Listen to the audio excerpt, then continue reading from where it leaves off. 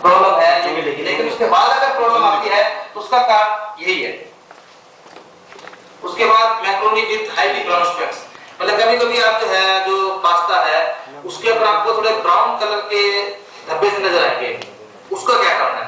उसका है कि सेमोलिना के अगर एक्सट्रैक्शन रेट ज्यादा होगा, एक्सट्रैक्शन का मतलब ये है कि जो सेमोलिना है उसका जो ब्रान है उसका कलर रहता है ब्राउन, तो अगर वो ज्यादा होगा सेमोलिना के अंदर, अगर जो ब्रान है वो ज्यादा होगा तो उससे आपका जो सेमोलिना है जो पास्ता बनेगा उसके अंदर ब्राउन स्पेक्स मिलेंगे आपको। और जो पिगमेंट का कलर है वो अगर कम होगा, अगर पिगमेंट कम होगा और हाई एक्सट्रैक्शन रेट जो हम ज्यादा वाला सेमोलिना इस्तेमाल करेंगे तो ये डिफेक्ट आपको उसके अंदर मिलेगा। इसके बाद है मैक्रोनी ऑफ वाइट स्पेक, कभी कभी बिल्कुल आपको मतलब उसके अंदर जो है एक वाइट तरह के स्पेक्स नजर आएंगे। तो उसको जो सेमोलिना है अगर हम होमोजेनियस पार्टिकल, अगर जो सेमोलिना का जो पार्टिकल साइज है अगर हम उसको उसमें पार्टिकल साइज मतलब डिफरेंस ज्यादा है तो डिफरेंस से क्या होगा कि जब हम उसको मिक्सिंग करते हैं, जब वाटर मिलाते हैं ना, तो जो बड़े पार्टिकल है वो पूरा पानी को एब्जॉर्ब नहीं कर पाता, तो छोटे कर लेते हैं। तो जब उसका एक्सट्रूजन भी हो जाएगा तो जब ड्राइंग करेंगे तो वो पार्ट तो ड्राई है, उसके अंदर तो पानी मिक्स नहीं हुआ, तो उससे जो है आपको बिल्कुल ऊपर का कुछ वाइट स्पेक्स नजर आएंगे, वो बिल्कुल अलग तरह होगा, बिल्कुल जैसे सेमोलिना है कि जैसे सेमोलिना जो है बिल्कुल वैसे का वैसा आ गया। उसके अंदर क्या होगा, उसने पानी को एब्जॉर्ब नहीं किया प्री मिक्सिंग में, तो उसके अंदर जो है ये प्रोडक्ट जो है ऐसे कैसा आएगा और आपको सफेद सफेद जो उसके ऊपर धब्बे नजर आएंगे। तो ये कारण है कि अगर पार्टिकल साइज जो है होमोजेनियस नहीं है। दूसरा है अगर मेन मिक्सर के अंदर डो का लेवल कम है तो भी आएगा। तीसरा कारण है कि अगर बार बार मशीन आपकी स्टॉप हो रही है तो भी ये कारण आएगा। और चौथा है लो डो टेम्परेचर, अगर टेम्परेचर का डो जो टेम्परेचर है वो करीब 40 डिग्री टेम्परेचर होना चाहिए, अगर उससे कम है तो भी ये प्रोडक्ट की प्रॉब्लम आ सकती है। उसके बाद है स्ट्रीकी मैक्रोनी। स्ट्रीकी का मतलब क्या है कि जो पास्ता है उसके ऊपर आपको लाइनें नजर आएंगी। वो किस वजह से है कि जो अगर आपका जो ये जब एक्सट्रूजन की प्रोसेस होगी ना, तो एक्सट्रूजन की प्रोसेस में जो डाई है, डाई के अंदर एक टेफ्लॉन लगी होती है। टेफ्लॉन क्या करती है, प्रोडक्ट को स्मूथ बनाती है। लेकिन अगर उसके अंदर कोई स्टोन का पार्ट फंस गया या कोई मेटल का पार्ट फंस गया तो जब एक्सट्रूजन होगा तो वो मेटल का पार्ट उसके ऊपर से पास होकर जाएगा प्रोडक्ट, उससे क्या उसके ऊपर लाइनें लग जाएंगी, तो उसको हम बोलते हैं स्ट्रीक मैक्रोनी। तो बाद में जब प्रोडक्ट ड्राई हो जाएगा तो आपको वाइट वाइट लाइनें दिखेगी। तो इसलिए आपको जो डाई है वो बिल्कुल साफ होना चाहिए, क्लीनिंग उसकी अच्छी होनी चाहिए जरूर। उसके बाद है वेरिएशन इन मैक्रोनी लेंथ। कोई कभी क्या जैसे जो है शॉर्टकट है या लॉन्ग कट है उसमें लेंथ आपको प्रोडक्ट की सही नहीं मिलती है। जैसे अपना स्टैंडर्ड है कि जैसे आपके पास जो है 10 mm की जो है लेंथ होनी चाहिए प्रोडक्ट की, तो उसमें प्लस माइनस होता है कि प्लस माइनस 1 mm, लेकिन कभी कभी आपको कभी 5 mm की मिल रही है, कभी 15 की मिल रही है, कभी 7 की मिल रही है, तो उसका क्या कारण है? तो unstable flow of dough pressure. अगर डो प्रेशर जो है, मैंने आपको पहले स्क्रू दिखाया था, तो स्क्रू क्या करता है, उसके प्रेशर को स्मूथ करता है, स्टेबल करता है। तो अगर अनस्टेबल है डो का प्रेशर तो उसकी वजह से भी क्या है कि जो एक्सट्रूजन जब कटिंग होगी तो कभी दो स्पीड से आएगा, कभी कम स्पीड से आएगा, तो उसके अंदर जो लेंथ है पार्टिकल की वो कम ज्यादा मिलेगी आपको, उसको हम एब्नॉर्मल कटिंग बोलते हैं। और दूसरा क्या है कि due to existence of fine parts of stones और मेटल इन द टेफ्लॉन। कभी कभी क्या करते हैं कि जैसे स्टोन है या मेटल पार्ट को उसके अंदर टेफ्लॉन के अंदर घुसा हुआ है, तो वो क्या करेगा, उसके ऊपर लाइनें डाल देगा, और कभी कभी तो इतनी लाइन डालता है कि इसको काट देता हो। एक है कि चेंजिंग साइज। कभी कभी क्या होता है कि जैसे हम कंटिन्यूस यूज करते हैं ना, जैसे किसी मशीन का कंटिन्यूस यूज करते हैं, तो उसके अंदर जो है जो डाई है, डाई का साइज बाद में चेंज हो जाता है, तो जो टेफ्लॉन इनसाइड होते हैं अंदर घिस जाते हैं। तो घिसने से क्या होगा कि पहले तो आपको जैसे 1 mm की थिकनेस मिल रही थी, बाद में 1.1 की मिलेगी, 1.2 की मिलेगी, तो टेफ्लॉन घिस जाती है। तो टेफ्लॉन को जो है उसके चेंज करना जरूरी है। तो टेफ्लॉन अगर सही नहीं है तो आपको इससे ये डिफेक्ट आपको मिलेगा उसके अंदर। और मैक्रोनी का ब्रेकेज, कभी कभी क्या होता है कि प्रोडक्ट जल्दी टूट जाता है। उसका कारण क्या है कि अगर हम सेमोलिना जो है वो हाई एक्सट्रैक्शन रेट की इस्तेमाल करेंगे तो मैक्रोना आपको तो ब्रेकेज वाली प्रोडक्ट को आपको टूटा हुआ मिलेगा, बाद में मतलब जैसे करोगे तो जल्दी टूट जाएगा। अगर जो है अगर इम्प्रॉपर हुई है, आपने प्रोडक्ट को जल्दी ड्राई कर दिया, तो भी ये प्रोडक्ट में जो डिफेक्ट है आपको मिलेगा। तीसरा है कि अगर एयर बबल आपके जो है रिमूव नहीं हुए मिक्सिंग और नीडिंग के दौरान, तो भी प्रोडक्ट जो है जल्दी टूटेगा, क्योंकि वहां पे एयर बबल है, वहां पे जैसे ही आप हाथ लगाओ वहां टूट जाएगा। दूसरा है कि सेमोलिना अगर हम high level of alpha amylase करेंगे इस्तेमाल, अगर कोई भी सेमोलिना उसके अंदर अल्फा अमाइलेज ज्यादा है, तो भी ये प्रोडक्ट में प्रॉब्लम आएगी, क्योंकि और उसके बाद है ब्रिटल स्पैगेटी बोलते हैं, मतलब कि उसका तो ये है लॉन्ग कट के अंदर डिफेक्ट ज्यादा मिलता है जो ब्रिटल वाला।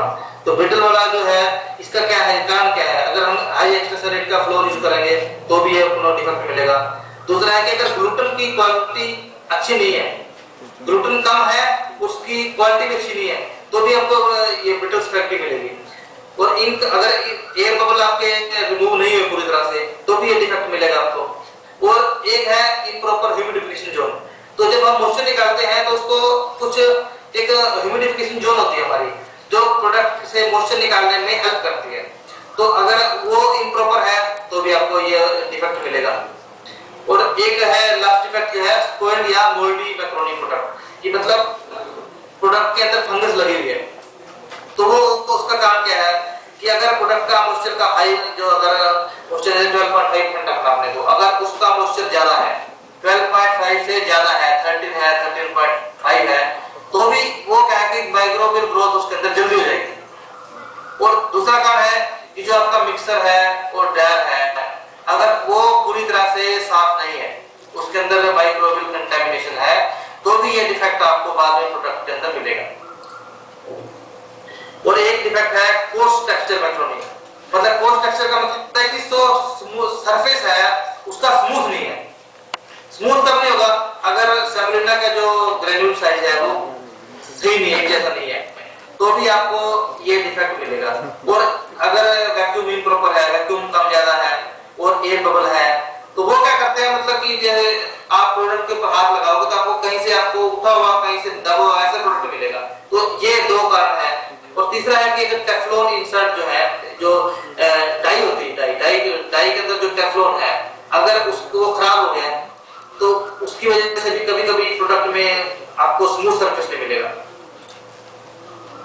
और एक है जो मोस्ट इंपोर्टेंट है, वो है पुअर कुकिंग क्वालिटी, कि आपने पास्ता तो बना लिया, कभी-कभी पास्ता आपको दिखेगा नहीं, मतलब जो डिफेक्ट आपको मैंने इससे पहले बताए 14 डिफेक्ट जो आपको मैंने बताए, ये आपको दिखेंगे, ये विजुअल है। लेकिन कुछ डिफेक्ट ऐसे हैं जो आपको दिखेंगे कुकिंग के बाद ही, यानी कि पास्ता को कुक करेंगे उसके बाद ही आपको डिफेक्ट दिखाई देगा। तो वो क्या है, उसके कारण क्या है, उसका कारण है कि अगर ग्लूटेन की क्वालिटी जो है और क्वांटिटी जो है अच्छी नहीं है, जो सेमोलिना के अंदर जो ग्लूटेन है वो उसकी क्वांटिटी कम है और क्वालिटी भी अच्छी नहीं है, तो आपको पुअर कुकिंग क्वालिटी का पास्ता मिलेगा। दूसरा, अगर हम increasing temperature of fat extrusion, जब हम एक्सट्रूजन करते हैं तो अगर टेंपरेचर 48 से ज्यादा है, तो वो क्या करेगा, वो ग्लूटेन को ब्रेक करेगा। तो ग्लूटेन जब ब्रेक हो जाएगा तो उसमें से स्टार्च निकल जाएगी बाहर, और जो आपको पास्ता मिलेगा उसकी क्वालिटी अच्छी नहीं होगी, यानी कि चिपचिपा पास्ता मिलेगा। और अगर इम्प्रॉपर प्री ड्राइंग अगर जो प्री ड्राइंग जो स्टेज है अगर वो सही नहीं है, उसके अंदर उसका भी इफेक्ट पड़ता है कुकिंग क्वालिटी के ऊपर। हाँ डॉक्टर साहब, अभी सही है ना? हाँ बिल्कुल सही चल रहा है। अच्छा ठीक है।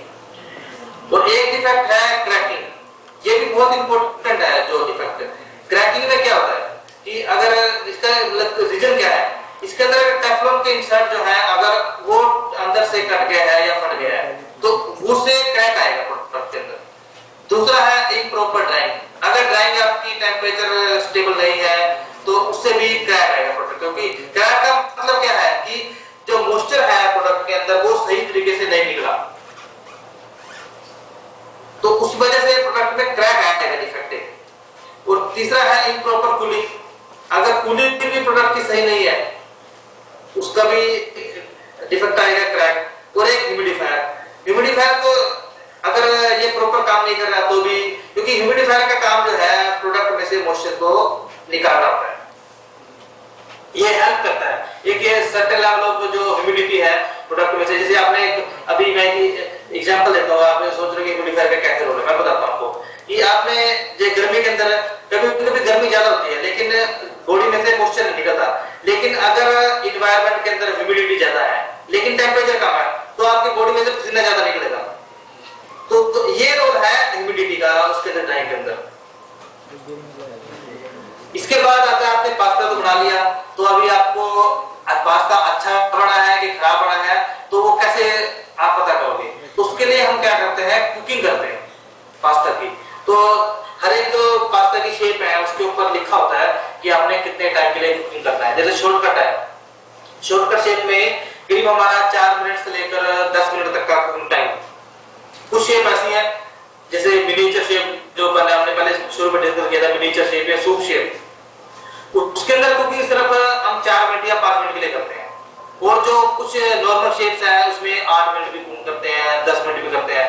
वो डिपेंड करता है कि जो बाल की थिकनेस, मतलब जो प्रोडक्ट है आपका उसकी थिकनेस कितनी है, वो उसके ऊपर डिपेंड करता है टाइम कुकिंग का।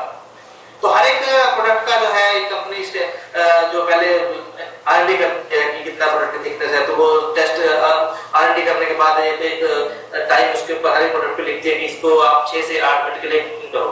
तो कुकिंग जो टाइम है वो भी इंपॉर्टेंट है। आपने पास्ता तो आपका अच्छा है लेकिन आपने इसको कुकिंग सही नहीं करा तो पास्ता अच्छा नहीं बनेगा। आपको लगेगा कि ये पास्ता ही खराब था, लेकिन हो सकता है पास्ता सही हो। तो इसके लिए आपको कुकिंग जो है, टेम्परेचर कितना है और कैसे करनी है वो बहुत इंपॉर्टेंट। तो आपको इस स्लाइड के अंदर नहीं है, मैं आपको बताता हूं कि जैसे जब हम कुकिंग करते हैं तो पानी को बॉईल करके रखना। आप पानी को बॉईल करके रखो, उसके बाद आपने जैसे एक आदमी के लिए करीब 100 ग्राम पास्ता जो है वो सफिशिएंट रहता है, तो आप 100 ग्राम निकाल के रखो पास्ता और पानी को बॉईल कर लो। पानी के अंदर थोड़ा सा हल्का नमक डाल दो। नमक डालने के बाद जब पानी बॉईल हो जाएगा तो आप जो 100 ग्राम पास्ता है उसके अंदर डाल दो। और टाइम देखो कि आपने 4 मिनट बॉईल करना है उसको या 5 मिनट करना है, तो उसके टाइम के हिसाब से आप उसको बॉईल करो। बॉईल करने जब टाइम हो जाए उसको गैस को बंद करो, उसको ड्रेन कर दो, आप पानी उसका सारा निकाल दो और जो पास्ता बचेगा उसको आप प्लेट में डालो, उसके अंदर आप सॉस डालो, कुछ भी डालो। वो मेथड है एक परफेक्ट मेथड, जैसे कि कुकिंग कैसे करनी है उसकी। तो ये है मेथड करने का। तो जब हम कुकिंग करते हैं, कुकिंग में हमारे जो टेस्ट करते हैं उसको बार्बी सेंसर या टेस्ट करते हैं कि प्रोडक्ट सही है नहीं है, तो हमारे कुछ पैरामीटर है, प्राइमरी पैरामीटर है, कुछ सेकेंडरी पैरामीटर है। तो प्राइमरी पैरामीटर है उसके अंदर क्या है कि फर्मनेस, कि जो फर्मनेस है प्रोडक्ट की वो बहुत इंपॉर्टेंट है। दूसरा कंसिस्टेंसी, कि सारा प्रोडक्ट जो है बिल्कुल एक जैसा दिखना चाहिए आपको। तीसरा है इलास्टिसिटी, जब प्रोडक्ट आपका बन गया तो वो उसके अंदर इलास्टिसिटी भी रहनी चाहिए। और चौथा है स्टिकीनेस, कि आपने पास्ता बनाया तो अगर उसके अंदर ये जो फैक्टर है वो आपको ये बताते हैं कि प्रोडक्ट आपका जो है अच्छा है कि खराब है। तो ये 4 चीज चेक करते हैं हम लोग। फर्मनेस चेक करेंगे प्रोडक्ट की, कंसिस्टेंसी चेक करेंगे, इलास्टिसिटी चेक करेंगे प्रोडक्ट की, और स्टिकीनेस। ये स्टिकीनेस बहुत इंपॉर्टेंट है।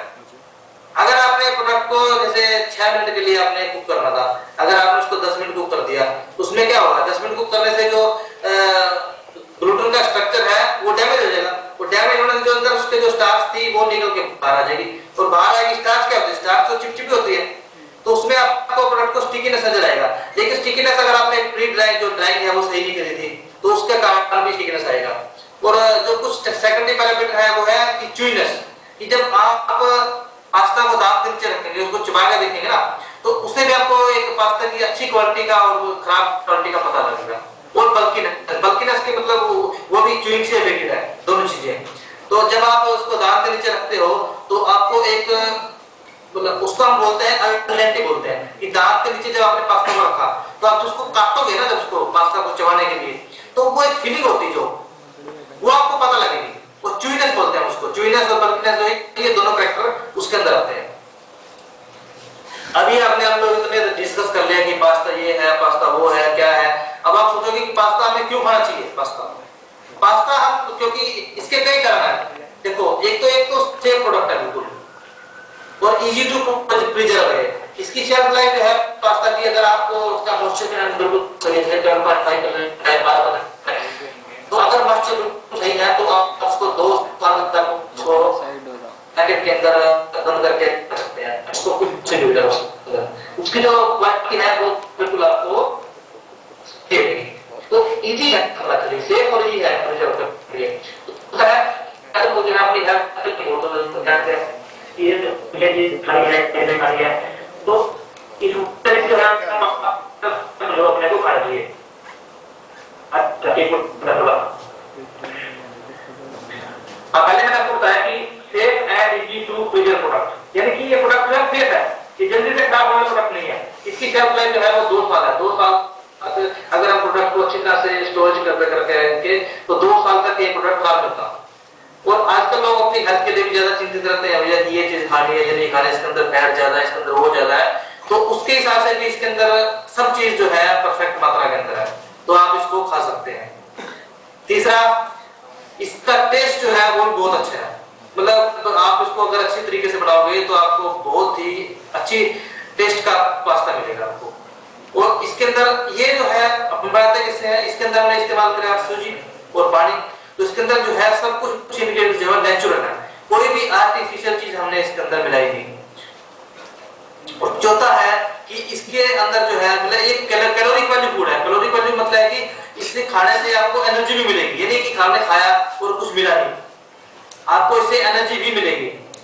और इसका जो एक चीज है कि ग्लाइसेमिक इंडेक्स, ग्लाइसेमिक इंडेक्स का मतलब ये है कि जो बंदे जैसे शुगर है, जिन लोगों को शुगर है, तो वो अगर कुछ भी चीज खाते हैं तो उनके लिए जिस प्रोडक्ट का ग्लाइसेमिक इंडेक्स ज्यादा रहता है वो उनके लिए ज्यादा अच्छी है। क्यों ज्यादा अच्छी है कि अगर ग्लाइसेमिक इंडेक्स ज्यादा है, ज्यादा का मतलब यह है कि जब आप जैसे पास्ता खाओगे तो उसमें से जो शुगर रिलीज होती है ना बॉडी के अंदर, वो धीरे धीरे रिलीज होगी। तो जिस प्रोडक्ट का ग्लाइसेमिक इंडेक्स ज्यादा है तो उसमें धीरे धीरे रिलीज होगी, जिसका ग्लाइसेमिक इंडेक्स कम है तो उसके अंदर से जल्दी रिलीज होगी। अब जैसे आपने 1 चम्मच शुगर का खा लिया तो आपको जल्दी मिलेगी एनर्जी, लेकिन अगर आपने 1 चम्मच पास्ता का खा लिया तो आपको एनर्जी देर में मिलेगी। तो इसके ग्लाइसेमिक इंडेक्स का मतलब यही है कि इसको शुगर धीरे धीरे करेगा, और शुगर का मरीज क्या कर रहा है, उसको अगर एकदम से तो मर जाएगा, तो उसको धीरे धीरे चाहिए शुगर बॉडी के लिए, तो उसके लिए क्या फायदा है। तो अभी आप लोगों का सबका मैं धन्यवाद करूं कि आप लोगों ने इसको प्रेजेंटेशन अच्छी तरह से सुना। तो अभी मैं डॉक्टर से बोलूंगा कि वीडियो चालू करें, अगर किसी का कोई क्वेश्चन है तो आप मेरे से उसके बारे में डिस्कस करेंगे हम लोग। हाँ सर, वीडियो शुरू कर दिया हमने, क्वेश्चंस है किसी के कोई?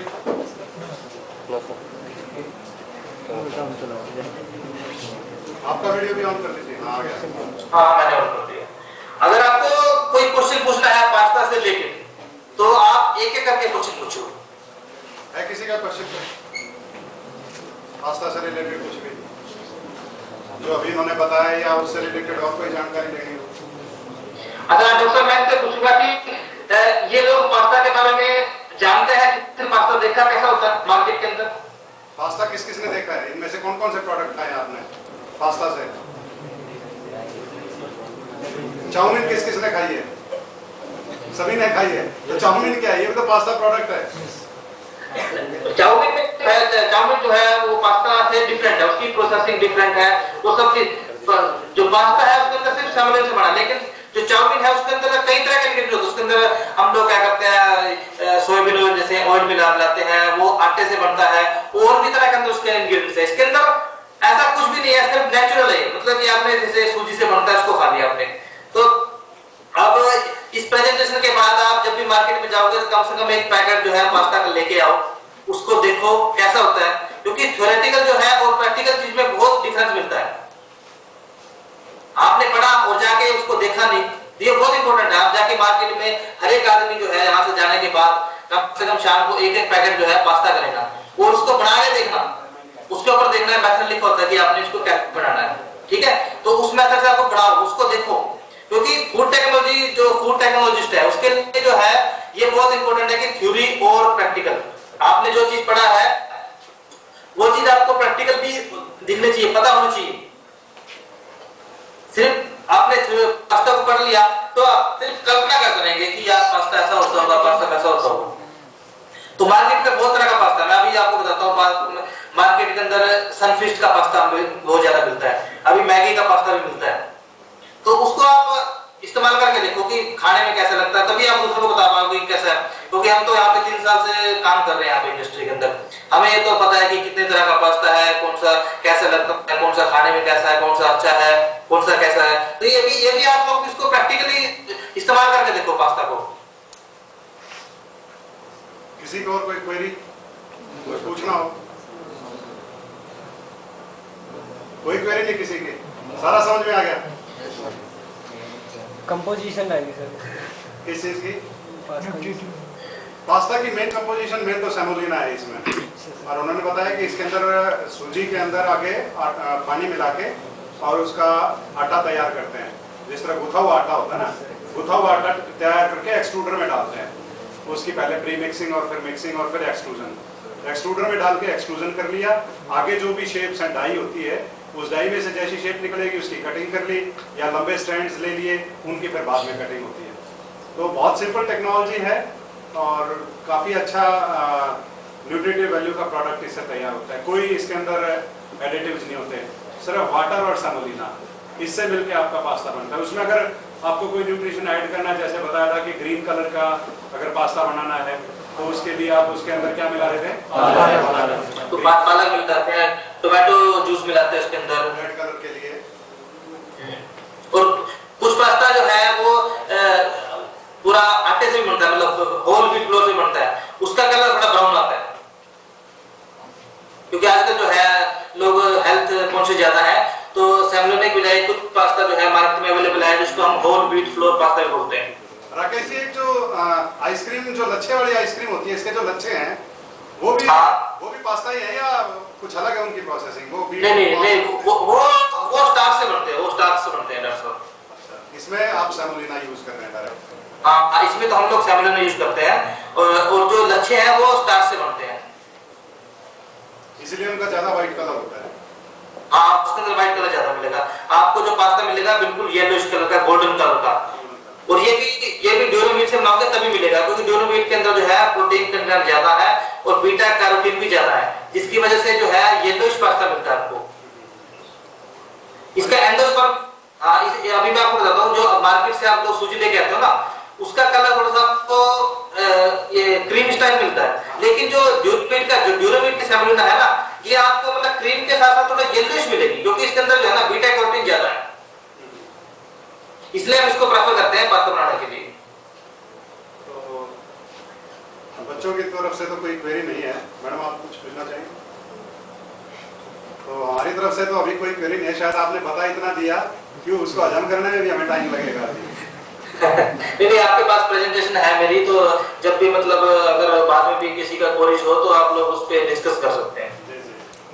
तो आज की प्रेजेंटेशन के लिए शुक्रिया आपका, और नेक्स्ट प्रेजेंटेशन किसी भी टॉपिक पे जो आपको अच्छा लगे, वी आर लुकिंग फॉरवर्ड कि आप जल्दी कोई नेक्स्ट हमारे बच्चों को देंगे। बिल्कुल, मैं कोई और भी प्रेजेंटेशन होगी तो मैं उसको भी तैयार करके रखूंगा और आपके स्टूडेंट के साथ शेयर करूंगा।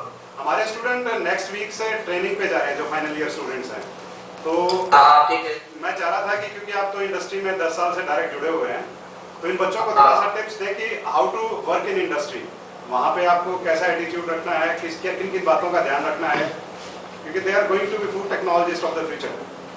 तो मैं आपसे यही कहूंगा कि जैसे किसी भी इंडस्ट्री में आप जाते हो, तो एक तो है कि कम से कम 1 महीने से कम ट्रेनिंग आप कहीं मत करना। कम से कम कहीं भी जाते हो आप लोग, तो 1 महीने की ट्रेनिंग कम से कम होनी चाहिए, और अगर 2 महीने की या 3 महीने की, 6 महीने की तो बहुत अच्छी है। उसके अंदर जब भी आप किसी भी डिपार्टमेंट में जाते हो तो वहां पे एक तो सिंसियरिटी से काम करो आप, क्योंकि आप लोग सीखने के लिए, अगर टाइम पास करना है वो अलग चीज है, क्योंकि अगर टाइम पास करने के साथ जाओगे तो आपको फ्यूचर में उतनी दिक्कत आएगी। तो जहां भी आप जाते हो वहां पे सिंसियरिटी से काम करो, और हर एक डिपार्टमेंट में जो है उसको चीजों को सीखने की कोशिश करो। जो भी चीज है वहां पे टाइम पास करने वाला काम नहीं करना, वहां पे अच्छी तरह सीखना। किसी भी डिपार्टमेंट में जाते हो, क्वालिटी में जाते हो, लैब में जाते हो, प्रोडक्शन में जाते हो, तो वहां पे अपना बिहेवियर जो है एक तो आपका वो बहुत इंपॉर्टेंट है, क्योंकि जैसा आपका बिहेवियर होगा वैसे ही आपको जो ट्रेनर है वो आपका भी जो बिहेवियर है वो डिपेंड कर देगा कि ट्रेनर आपको क्या सिखाएगा, कितना सिखाएगा। तो आपका वो सिंसियर रहना बहुत जरूरी है। और हर एक डिपार्टमेंट में आप कहीं भी काम करते हो, लैब में काम करते हो, तो एक सेफ्टी से काम करना है। कहीं भी ट्रेनिंग में जाते हैं तो आपको पता नहीं होता कि कौन सी मशीन कुछ एक्सीडेंट भी हो सकता है आपको, तो वहां पे ध्यान रखना है आपने हर एक चीज का कि सेफ्टी से काम करना जरूर और सिंसियरिटी से काम करना है। और आपका जो बिहेवियर है वो बहुत इंपॉर्टेंट होना चाहिए, क्योंकि जब जो सिखाने वाला जो भी ट्रेनर है आपका, अगर आपका बिहेवियर अच्छा होगा तो आपको अच्छी तरह से सिखाएगा, और आपका बिहेवियर अच्छा नहीं होगा तो आपको वो सिखाएगा नहीं। तो ये चीजें बहुत इंपॉर्टेंट है। चलिए इसी सीख के साथ आज की हमारी जो लेक्चर की सीरीज़ है उसको यहीं ख़त्म करते हैं। और मेरे पूरे स्टाफ की तरफ से, सभी बच्चों की तरफ से मैं आपका धन्यवाद करता हूँ। और 5 मिनट के बाद आप अभी कॉल पे रहिएगा, एक बार काट के हम आपसे दोबारा बात करेंगे। बंसीलाल जी आपसे बात करना चाह रहे हैं, तो 5 मिनट के बाद बच्चे ऑफ हो जाएंगे। ठीक है, मैं थोड़ा 5 मिनट के बाद अभी आपसे बात करता हूँ। शुक्रिया आपका। ठीक है, thank you doctor more camera देखना रिकॉर्डिंग हो जाओगी ना सारी और अपनी तो ले लो ये तो हो गया, स्टॉप कर लीजिए।